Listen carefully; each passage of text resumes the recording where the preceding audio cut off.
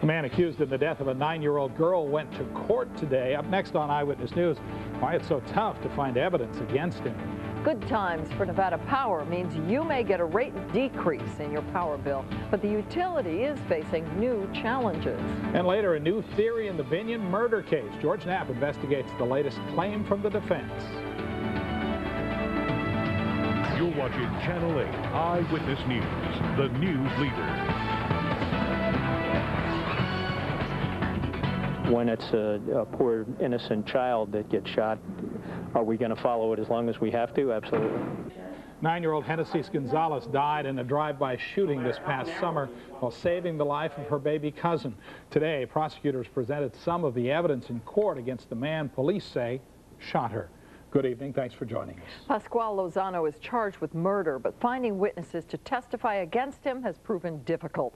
Channel 8 Eyewitness News is live. Cindy Caesar is at North Las Vegas Jail, where Lozano is being held. Cindy? Well, right now, Pascual Lozano is the only one here in custody for this murder. His attorney says that Lozano is not the shooter, and proving that he is the one responsible for the murder of 9-year-old Genesis Gonzalez is going to be difficult. And then the police officer said, okay, but it was a silver automatic weapon. And you said, yeah. The police officer said, okay, and you said something like that, correct? Darian Moten was questioned about what he saw on September 17th, the day 9-year-old Genesis Gonzalez was shot in her North Las Vegas neighborhood. It's where Moten says he saw Pascual Lozano with a gun. Moten says, and what he testified to today, is that the shooter and the victim ran behind one of those dumpsters, and he didn't actually see the shooting. The intended target, Robert Valentine, was supposed to testify in court as to what he saw behind the dumpster. But because of the gang member's code of silence, he told investigators that he doesn't want to talk. Well, his statement was basically that he was throwing gang signs at someone in a car. They threw gang signs at him, jumped out of the car, and started shooting. So obviously that testimony would have been very valuable. Because no witnesses have directly pointed out Lozano as the shooter, his attorney believes that the wrong man is charged with murder. It's the defense's position that the witnesses who have come forward are not credible, that my client was not involved in the shooting of this little girl who unfortunately was killed. If a credible eyewitness does not come forward, the prosecution may have to rely on the physical evidence to try this case. There was enough evidence in the preliminary hearing for Pascual Lozano to be bound over for trial, and the prosecution says that that man, the person that was the intended target, will be there at the trial to testify. Cindy Caesar, Channel 8 Eyewitness News, live. Thank you, Cindy. Disturbing details of the murder of a Las Vegas resident and former child actor unfolded today in Justice Court. Prosecutors laid out their case against 52-year-old Charles Wayne Crombie. The homeless man is accused of murdering 87-year-old J.R. Smith. Smith was known for his freckles in the old R Gang films. In court, the victim's stepdaughter described her father's friendship with his accused killer. Mr. Crombie wanted me to believe. I knew that Mr. Crombie was living in the shed outside. My father was trying to help him get a job. Police say Crombie confessed to the murder and to stealing Smith's car and withdrawing thousands from his bank account. Crombie is expected to enter an official plea at his arraignment on November 21st. The parent company of Nevada Power Company released how much money it earned for the third quarter this year today. Sierra Pacific's reporting modest third quarter earnings. It says it earned $79.4 million for the third quarter that ended in September, but that's much better than the second quarter when the company lost $42 million. The positive earnings announcement's only part of a string of good news from Nevada Power. The company's also planning to ask for a rate decrease for residential customers later this year. Channel 8 Eyewitness News reporter Eric Levine has more on what these developments mean for the ratepayers as well as the Water Authority, which is trying to buy Nevada Power. It's been a good week for local electric company Nevada Power. The company announced it plans to cut residential rates by 5.6%. Nevada Power says lower wholesale energy costs made it possible. That's nice. That's great. nice change. Absolutely. Absolutely. Look for more money in my pocket. Nevada Power's parent company, Sierra Pacific Resources, also announced earnings of $79 million for the past 3 months. That's nearly the same as the third quarter last year. The numbers show Nevada Power is surviving despite losing a request for a $432 million rate increase this year. This all comes as Nevada Power is being pursued in a buyout offer by the Southern Nevada Water Authority. So what does this latest rate reduction proposal and earnings report mean for the Water Authority? Well, they tell us they're still interested in their buyout of Nevada Power, and they believe they can take rates even lower. Meanwhile, Sierra Pacific and Nevada Power President Walt Higgins says his board has not ruled out a takeover. We are looking at that, and in time we will respond. We've been pretty busy with things like getting this rate reduction ready to be filed, with dealing with the refinancing issues that needed to be dealt with getting power contracts in place. Still, there's no telling how long the good news will last. Sierra Pacific is being sued for $300 million by Enron over broken contracts, and there's no guarantee wholesale power rates will remain low. Eric Levine, Channel 8 Eyewitness News. Nevada Power is still pursuing a lawsuit to try to recover the $432 million it didn't get in last spring's rate case. If successful, it would once again be asking for a separate rate increase. Water Authority maintains it can save Nevada Power customers 20% if the buyout is approved.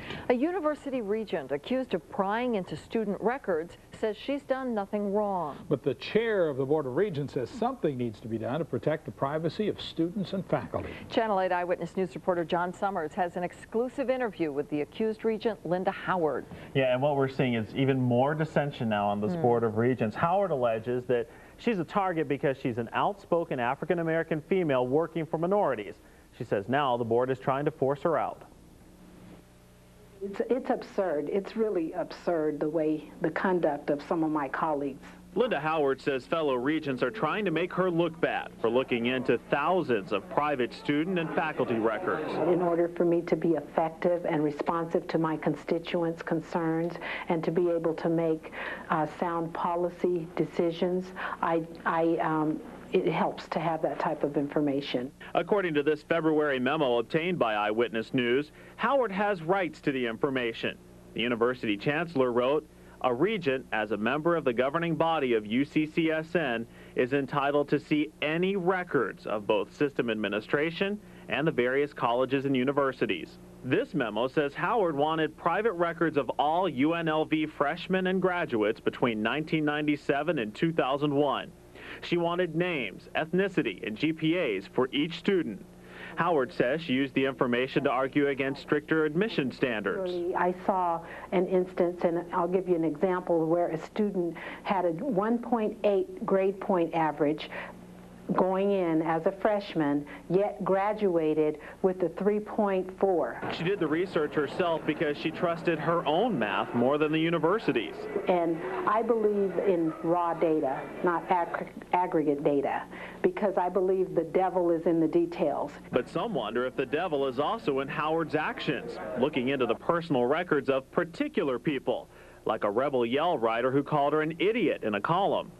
Howard says she wanted to make sure he wasn't a racist. I wanted to know if he was, taking military classes, what kind of person he was. So what if he was taking military classes? Obviously they're not illegal, they're there. No, I just wanted to know. I have a sense. I've lived in Nevada and lived a lot long enough to know what to look for. I don't have a personal vendetta against anyone. I'm simply doing my job. Part of which, she says, is protecting minorities. There's a possibility that a couple of my colleagues have racial overtones, and that they're not sensitive to people of color, they're disrespectful, and I don't believe they're sensitive to the needs.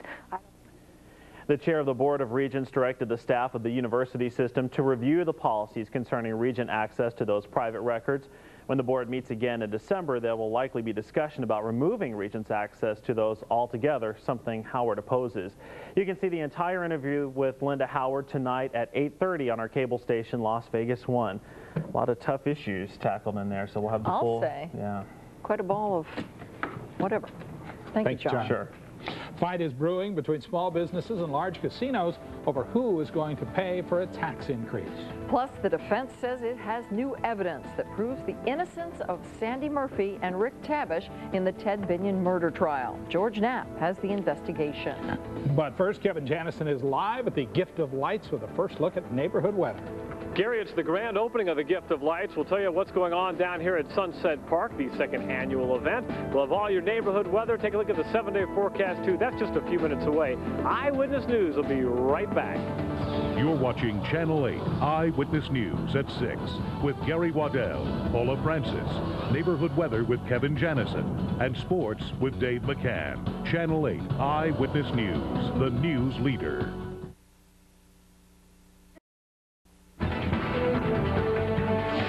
The governor is now looking over the tax proposals brought up by his task force on taxes. Here's a look at what the tax changes could mean to you if they are approved.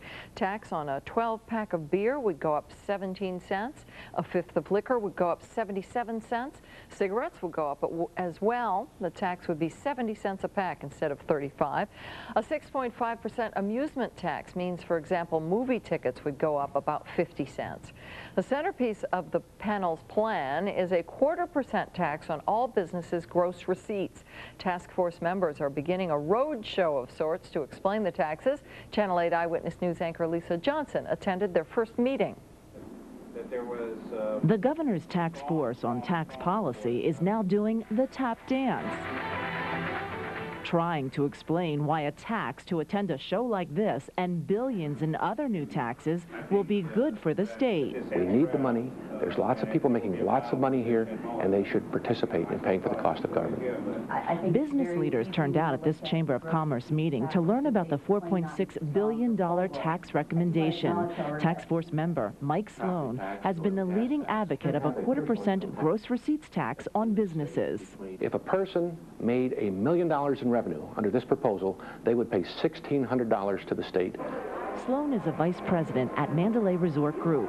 He says casinos already pay 6.25% on gaming revenues and would be willing to pay 0.25% more on that and on non-gaming revenues. But he feels other businesses should kick in too. The tax panel contends that right now non-gaming businesses make 10 times more than casinos, yet casinos pay half of all tax revenues in Nevada. Still, Chamber of Commerce lobbyist Sam McMullen says businesses aren't buying the gross tax. I think it's unfair. It doesn't take into account the expense structure and how much they've made. Meanwhile, legislators say they too will be carefully examining the task force recommendations. Some will want to vote for parts of it, some will vote for other parts. So it's not a done deal? Oh no, just because that committee came with it, you're already hearing a lot of discussion and dissension. Titus says the state needs money, but she and other lawmakers don't want to stomp on taxpayers. Lisa Johnson, Channel 8 Eyewitness News. According to the governor's office, Governor Gwynn is reading the 1,150-page tax policy report and will comment when he has seen all of it. Meanwhile, task force members will be holding more meetings throughout the state to answer questions. Rush hour is wrapping up. Victor Woodall joins us live in Chopper 8 with tonight's Eye on Traffic. Victor, how's it going? Gary, the afternoon commute could not have gone any better than it did today. Take a live look now from Chopper 8. This is 15 north and southbound, and you can see the cars are moving right along. We've only had a few traffic trouble spots earlier, but it looks like they've cleaned up. That was the 95 near Russell and Cheyenne at Losey Road, but those things have cleared, and it seems like everybody's getting home safely and efficiently. Reporting from Chopper 8, Victor Woodall, Channel 8 Eyewitness News Live. All right, Victor, thank you very much. Sandy Murphy and Rick Tabish are in jail for killing casino boss Ted Binion. Coming up, see the new evidence that they say proves their innocence. George Knapp has the latest on the case straight ahead. I'm 8 on your side consumer editor Michael Gieser. You can now order your groceries online at Albertsons, but what do you really get? The story coming up. Here are today's Watch 8 to Win winning numbers. If your numbers match, you have 8 minutes to call and win. If you'd like to play, log on to KLAS-TV.com.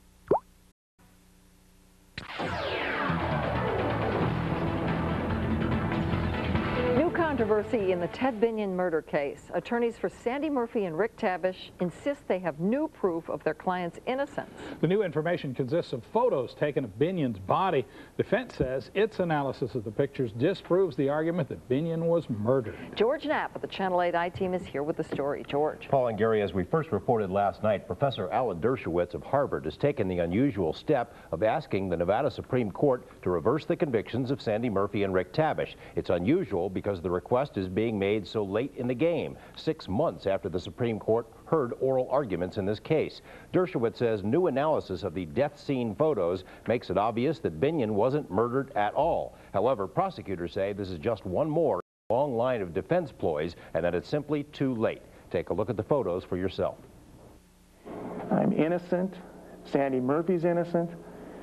I think that everything's been scrambled around. Rick Tabish and Sandy Murphy have spent 2 years behind bars as their appeal has snaked its way through the court system. In June, the Nevada Supreme Court heard lawyers Alan Dershowitz and Herb Sachs argue that the state never made it clear just how Ted Binion died. Prosecutors originally thought it was a forced drug overdose. They later switched to a theory that Binion was suffocated or burnt, a term used by their star medical witness, Dr. Michael Baden. These are the photos that led Baden to conclude Binion was murdered. Baden stated the mark on Binion's chest was a button mark caused by the pressure of someone sitting on the chest while Binion was being killed. He had impact, which I think button imprints on his chest from pressure on the shirt that he was wearing. Amazingly, 3 experts for the defense agreed. Imprints of 2 buttons from Mr. Binion's shirt when that shirt was pressed up against his chest.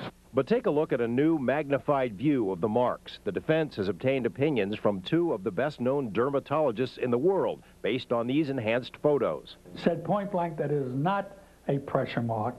They have never seen anything like that that would be deemed to be a pressure mark. And the biggest expert in the entire world said he can't believe that people are sitting in jail based upon the fact that this was supposedly a button mark.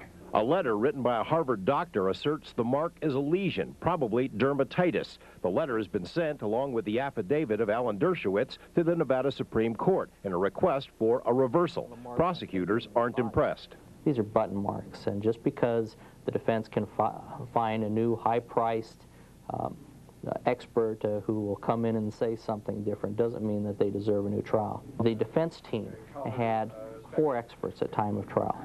3 out of the 4, Dr. Buckland, Cyril Wecht, and Dr. Ray Rawson, all said that they were button marks. In Rogers' view, it's simply too late to bring up such an issue, and he thinks the court will simply reject it. He says the defense could bring it up in future appeals, and even if photos don't show button marks, Roger thinks the conviction should stand. We had 109 witnesses. This case didn't rest on 1 button mark.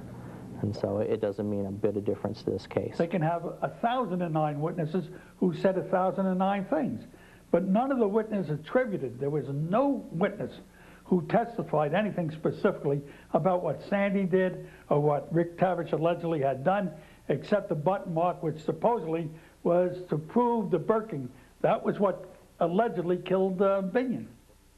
Dave Roger told us he isn't even sure he'll file a motion to strike the defense move because he thinks the court will do that on its own. Under Nevada law, there really isn't a mechanism for filing a motion this late. Dershowitz said he did it under the Bar Association Code of Ethics, which requires lawyers to bring new facts to the court's attention. If you'd like a better look at the photos from the Binion death scene, you can log on to our website at KLAS-TV.com. Also there, you can read the defense motion.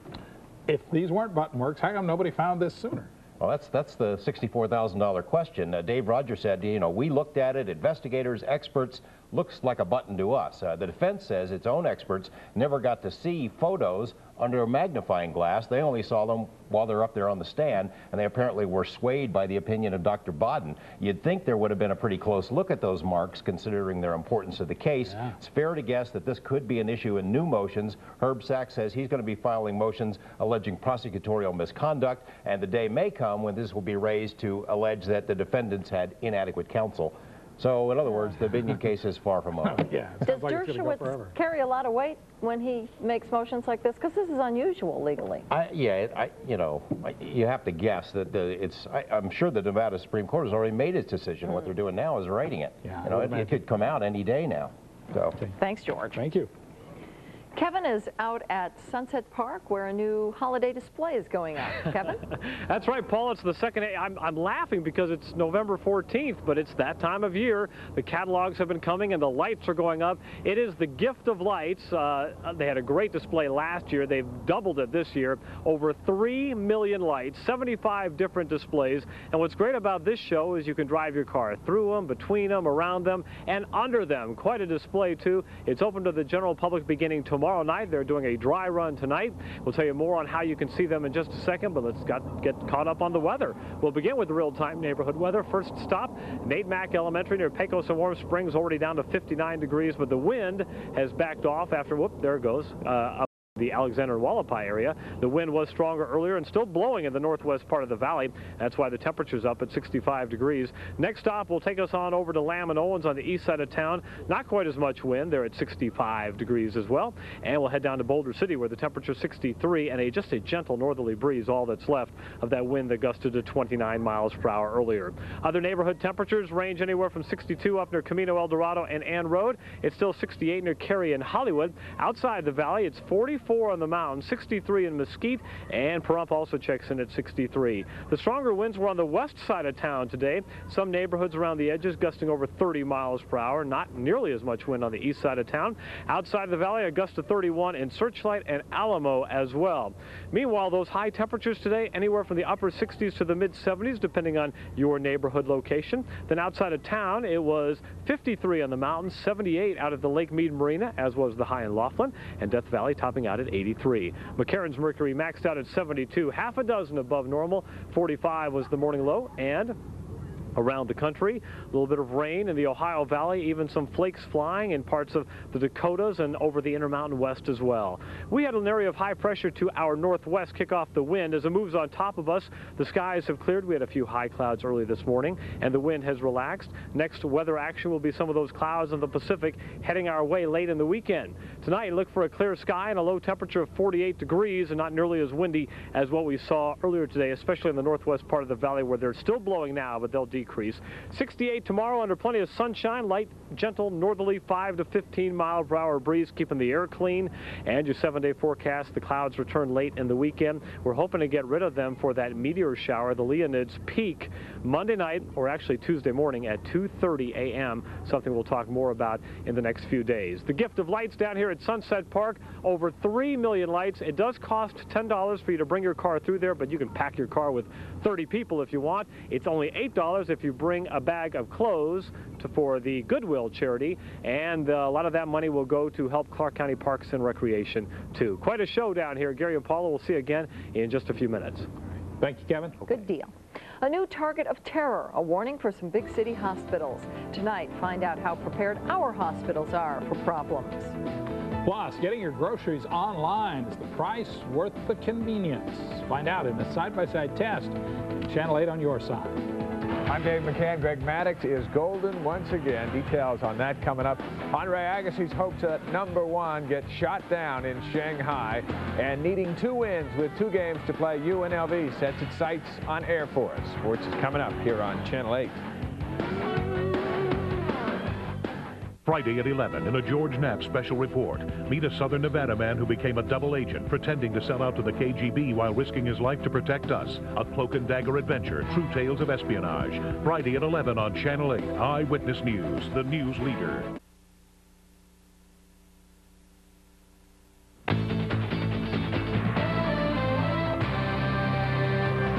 Shot down in Shanghai, Andre Agassi's goal to finish the season with the world's #1 ranking came to an end today. The Las Vegan dropped his 2nd straight match at the Masters Cup. In China, Juan Carlos Ferrero beat him, assuring Leighton Hewitt of the top ranking in men's tennis. Leighton obviously has had a great year. He's again proven himself to be the best out there, and that's not easy to do, especially the way he plays the game. So a lot of credit to him. Las Vegas Greg Maddux is out shopping for a new contract. Today's news certainly won't hurt his chances at another big money deal. Maddux was awarded with his 13th straight Golden Glove for Best Defensive Pitcher. Greg has won the award 10 times with the Braves and 3 with the Cubs. The all-time record for a pitcher is 16 Golden Gloves, won by Jim Cotton. Greg's got a shot at that, indeed. We're getting closer. Fight night just a few days away for Eric Morales and Paula Ayala. They meet Saturday at Mandalay Bay for the WBC Featherweight Championship. The weigh-in is tomorrow afternoon. Oscar De La Hoya will be among the thousands on hand for the fight. De La Hoya has been trying recently to convince Felix Trinidad to unretire and give him a rematch, but it looks like it's not going to work out. Now the De La Hoya camp is looking at a rematch with Shane Mosley in May at Mandalay Bay. Mosley beat Oscar 2 years ago. John Robinson's Rebels need to sweep their final 2 games of the season to become bowl eligible. First up is Air Force on Saturday out at Sam Boyd Stadium. Yep, and, you know, we're playing 2 good teams, and, you know, it's the same kind of deal. You got to play your 2 best games, and that's easier said than done, but I think that's what we've been all about this week, of trying to focus on the detail. A lot of emotions, but it all won't mean nothing if we don't win, and that's the most important thing. We want to win, and then, you know, the senior day will be much more fun. Everything will be much more fun if we win. Kickoff is at noon, and this is a big night for the Runnin' Rebels. This place will liven up in a few minutes, a preseason basketball banquet, and coming up we'll be joined live by Charlie Spoonhour and tonight's guest speaker, former Arkansas coach Nolan Richardson. That's about 20 minutes away. Great. Thank you, Dave. You're welcome. See you then. There's more news straight ahead on Channel 8 Eyewitness News live at 6:30. A threat against some of the nation's hospitals.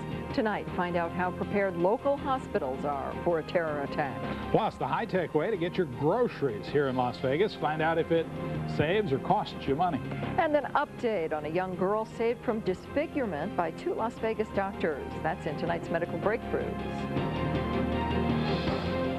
You're watching Channel 8 Eyewitness News at 6:30 with Gary Waddell, Paula Francis, Neighborhood Weather with Kevin Janison, and Sports with Dave McCann.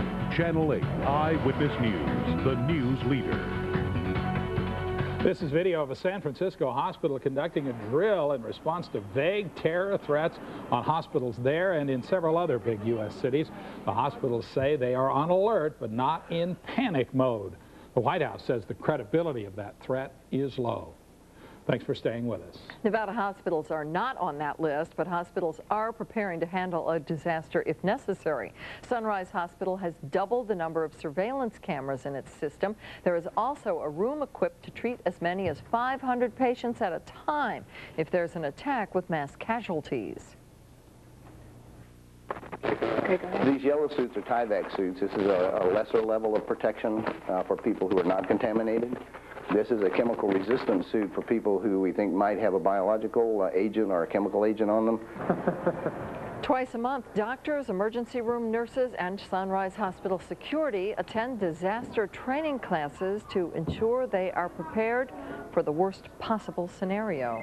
A Pakistani man convicted of killing 2 members of the CIA is set to be executed by lethal injection in Virginia tonight.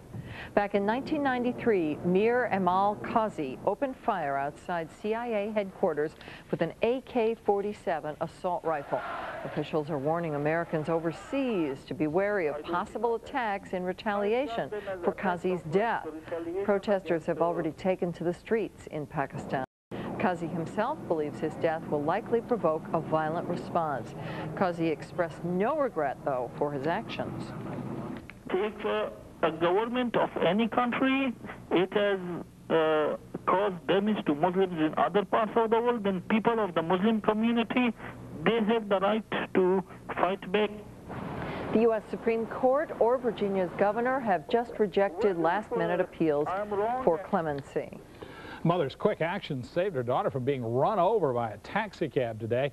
It happened near Nellis Air Force Base, where Nellis meets Las Vegas Boulevard. The cab did hit the girl, but didn't run over her. When she stepped out into traffic, the mom pulled her back, but the mother held the girl. Originally, authorities thought the girl had suffered head injuries, but she has since been treated and released at UMC. For the second time, the U.S. House of Representatives voted against a bill that would have made declaring bankruptcy more difficult. Republicans who control the House voted against it, largely due to a provision that Senate Democrats inserted. The bill would have stopped anti-abortion activists from declaring bankruptcy to avoid paying court fees. The Senate and White House support the compromise bill. Tonight is your last chance to set foot in 7 Raley's stores around the valley. More stores are expected to close this weekend. When they open again, they'll be under Smith's management. 7 will reopen a week from today. Customers say they hope Smith's keeps up the quality of service they enjoyed at Raley's. People would help you. You're going to see the same friendly Raley's employees. You're going to see our same Smith's quality. Smith's executives hope to make the transition smooth to prepare for the busy holiday season. To help do that, most current Raley's employees will keep their jobs. Last week, we told you that Albertsons is now offering online shopping. With just a click of the mouse, you can have some cheese or anything else. Consumer editor Michael Gieser took them up on the offer, and he's here with an 8 on your side test. Well, we wanted to see how easy it is to shop online using their website, and the verdict? Fairly easy, but as I found out in our 8 on your side test, there are some drawbacks to shopping for groceries online. Why go shopping when Cherie Macy will do it for you? She's an e-shopper at Albertsons who receives your order and hits the aisles to fill it. I'm shopping for them and their family as if I was going to shop for me and my family. I'm concerned. I want to make sure that they do get the highest quality groceries here at Albertsons.com. Sounds good to me. So I ordered online from Albertsons to see if they could live up to their claim. You have to log on to Albertsons.com and choose a login name and password. Then it's time to begin shopping. Going down each aisle, I selected produce and floral. That's where I bought some grapes and added them to the cart. I also purchased some ground beef, along with bananas and avocado and smoked white turkey. Albertsons asks that you order 1 day in advance, but when I tried to get the next day delivery, all of the trucks were full, symbolized by the red trucks on the left. I settled for 2-day delivery. Then I went to Albertsons to buy the same exact groceries. Upon opening the bags, I learned my first lesson. Having never ordered groceries online before, here's where I ran into some confusion. When I ordered online for bananas, I punched the quantity as 1, meaning that I wanted between 1/4 and 3/4 of a pound of bananas. But as you can see, they brought me 1 banana. When I went to the store, I was able to select what I wanted, which is a bunch that includes 4 bananas. With the ground beef, my online receipt showed I paid $5.19 for more than a pound. But I picked up the same exact product for less money, $5.09, and a little more beef. Then there was also a difference in the size of my sliced deli turkey. The price and weight were similar, but the slices I picked up were much larger than the ones they delivered. Then there's the price. With a $9.95 delivery fee, I paid $21.29 for my online groceries. By going to the store, that same bill was $11.97. So was it worth it? Not for my shopping list, but it really becomes worth it for a much bigger order. And in fact, throughout the month, Albertsons is offering $10 off with coupons for your online order for orders over $75. Well, $10 is the cost of delivery. So for the month of November, delivery is free, and that is very much worth it. A quick update on a story we brought you Tuesday. You may remember the pile of junk cars stacked up in the desert behind Rhodes Ranch. Well, after seeing the story, Silver Dollar Recycling of Las Vegas has stepped forward. They've agreed to haul the cars out of the desert tomorrow, free of charge. And we'll be there to show it to you. The story tomorrow at 6. You did it again. Yeah, very good. Thanks, Michael. Very interesting about the shopping.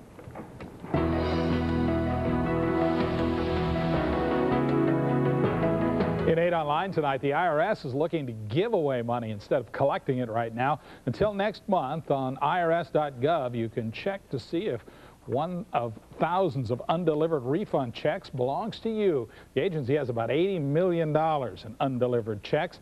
Many people haven't received them because they moved and didn't let the IRS know. You can check it out with a link on our website, which of course is KLAS-TV.com.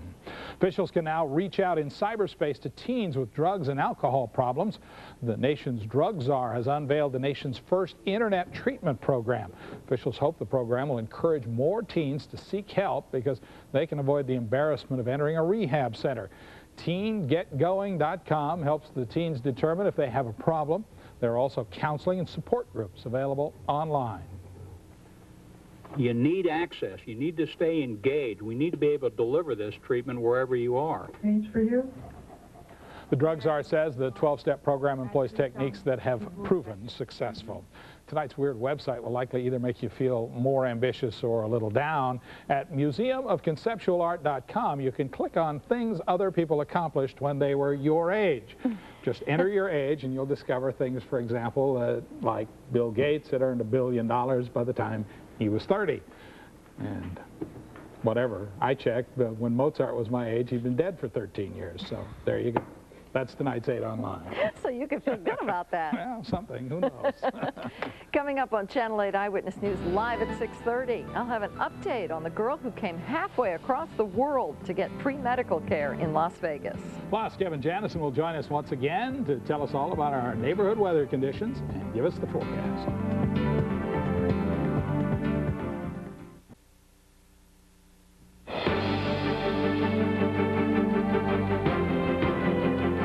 In June, Eyewitness News brought you the story of 2 Las Vegas surgeons who helped a young Filipino girl regain the use of her badly burned arm.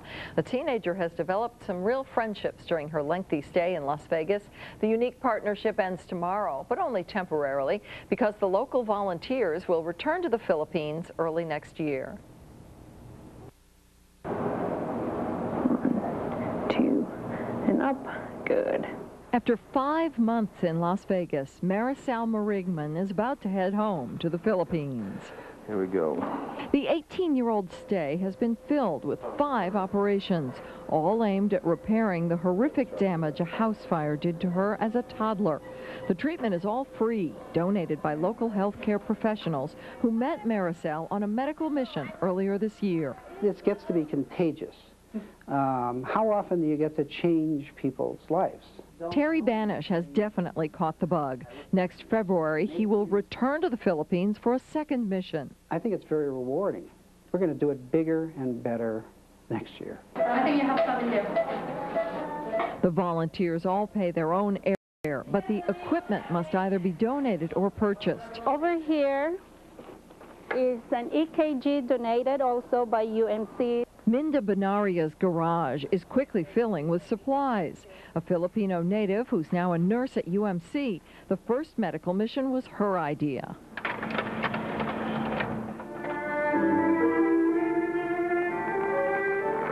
A young Las Vegas artist is joining the effort. 21-year-old Jennifer Main sold her first paintings while she was still in high school. I just was 17 years old giving it a shot, so you know, at a price range of $35 to $600. But those prices have soared. The price range now is about $500 to $13,000. Maine auctioned this piece for $4,000. She donated all of that and more to the upcoming medical mission. The story when I heard of Maricel was really touching, and if I can help with that at all, that's what I love to do. Maricel will leave for home on Saturday morning. When she is reunited with her parents in the Philippines on Monday, they will be truly amazed with how much more mobility she has in her arm following her months of treatment. Las Vegas' centennial celebration may not be until the year 2005, but officials have already begun planning for the big event. The planning committee had its first official meeting today. Celebration will start in May of 2004, a year ahead of the centennial, which is on May 15th of 2005. During that year's events, something will be held every day to celebrate. Officials are also planning a big party to culminate the event that will show off the history of Las Vegas to the world. It's very, very exciting because we're different than any other place, and we have a tradition that is steeped in great stories, and the stories are going to be told. We want to make Las Vegas proud of the fact that this is our 100th birthday and we're celebrating it right. Many schools, cultural facilities, and various ethnic groups will be involved in this celebration. Kevin is out celebrating the holidays already. Seems a little early, Kevin. I know. I'm just having a tough time getting used to that, Paula, but we are down here at Sunset Park. It is the Gift of Lights. It's opening with a gala tonight, and then it opens to the general public tomorrow, and we've got a group of singers from Sierra Vista High School getting you into the holiday spirit as well. Let me let you hear what they sound like.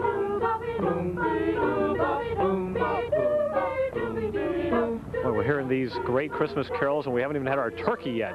Let's begin with real-time neighborhood weather. We'll take it down near Pecos and Warm Springs, where the temperature is 60 degrees. Crosstown up in the northwest near Alexander and Wallapai at 65. Still breezy up there.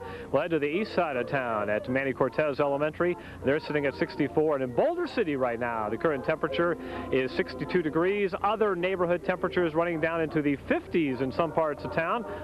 And then outside the valley, well, they've already passed the 50s and are heading toward the 30s up on the mountain. It is still 59 degrees in Pahrump. On the satellite picture, the area of high pressure that was to our west is moving overhead. That should continue to decrease the winds. We should have plenty of sunshine tomorrow. Tonight, clear down to 48 degrees for the low temperature. Less wind tonight than we saw earlier today. Then tomorrow, with all the sunshine, expect a high temperature in the upper 60s. Some neighborhoods could still make it into the lower 70s. And a look ahead at your 7-day forecast. We are looking at lots of sunshine until the clouds return on Sunday, and we're hoping to clear some of these clouds away by late Monday so we can see the meteors about 2:30 a.m. Tuesday morning. Boy, this is going to be great. The Gift of Lights will be going past Christmas every night of the week down here from 5 to 9 and actually open until 10 Friday and Saturday nights. If you want to drive through, it's $10 a car or $8 if you bring some clothes for Goodwill, and a lot of that money is going to help raise money for the Clark County Parks and Recreation. All right, Gary and Paula, are you ready for the Christmas carols, Yeti? These guys are from Sierra Vista. They sound good. We'll send it back inside to you. They sound very nice. Yeah, I'm not sure I'm ready for the whole thing yet, but they sound great. It's early, I know, but we'll get in the mood. Okay. I feel colder already somehow. Dave McCann is here. Big fun at UNLV tonight. Yeah, no caroling is on the schedule over there, but they got a couple of basketball coaches. Charlie